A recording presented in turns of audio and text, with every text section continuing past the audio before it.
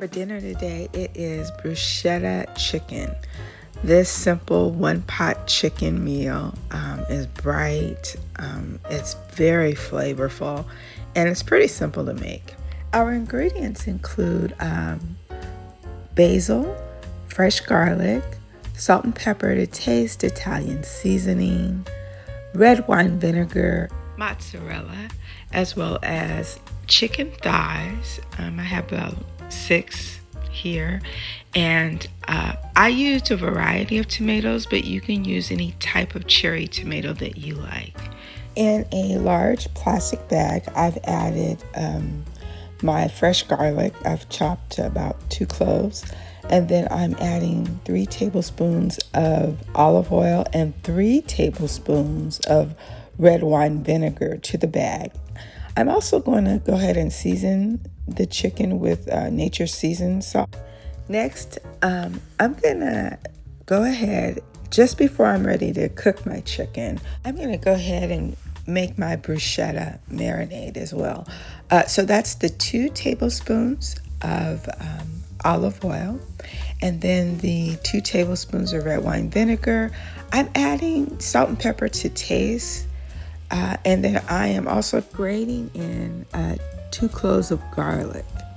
So I've used my cheese grater to basically just grate the garlic very finely. That's what it looks like. Then I'm going to just whisk everything together. Oops, I got a little piece of garlic in there, a little larger piece, so I'll remove that. But the goal is literally to just combine this and create this nice little sauce for your cherry tomatoes. Now what I've done is I've gone ahead and washed my tomatoes, and then I have cut them in quarters, as well as taken a handful of fresh basil.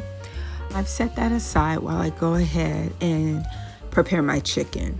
So I've removed it from the marinade, and I've added it to a heated skillet to sear in about 2 tablespoons of oil. And the goal is to brown it on both sides, right? Just for it to have just a little coating.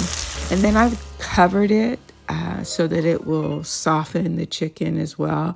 And the chicken is simmering, I'd say about 5 to 10 minutes. Then I'm going to return to the bruschetta glaze, and essentially I'm adding my tomatoes and my basil.